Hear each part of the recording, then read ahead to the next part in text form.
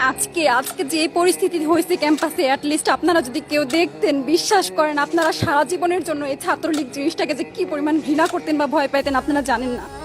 এরা আমাদের সামনে রড দিয়ে পিটায়া, ছেলেগুলারে রড দিয়ে পিটায়া একদম আধামরা করে ফেলছে। তারা এসে আমাদের পেছনে লুকাইছে, আমাদের বোরকার পেছনে, আমাদের ওড়নার পেছনে লুকায় বলে, আপু আমাদের একটু লুকায় রাখেন, আমাদের ওরা মাইরা ফেলবে, আমাদের বাঁচান আপু বাঁচান। আমরা তাদের ওড়না দিয়ে বোরকা দিয়ে লুকায় রাখছি, সেইখান থেকে আমাদের ধাক্কা দিয়ে ফেলে দিয়ে তাদের বের করে আবার মাথায় রড দিয়ে মারছে। এমন অবস্থা। এবং তারা আমাদের ক্যাম্পাসের পরিচিত মুখ, আমরা চিনি তাদের, তারা এই অবস্থা করছে, রাস্তায় একদম শোয়াই ফেলছে। আমাদের হলে মেয়েদের বুকে বড় বড় যে আসতো ইট, এই ইটগুলো বুকে ফেঁকে দিচ্ছে, মানে একদম পুরো বুকে লাগছে, এরকম জামা কাপড় ছিঁড়ে ফেলছে, এত বাজে অবস্থা। অথচ আমার ব্যাচমেট, আমরা যাদের সাথে ক্লাস করি, একসাথে বসি, আমি তাদের একটা কথা বলতে দেখি না এগুলো নিয়ে, একটা কথা না। এবং তাদের নিউজ ফিডে গেলে দেখবেন তারা এখন এগুলাই সাপোর্ট করে যাইতেছে।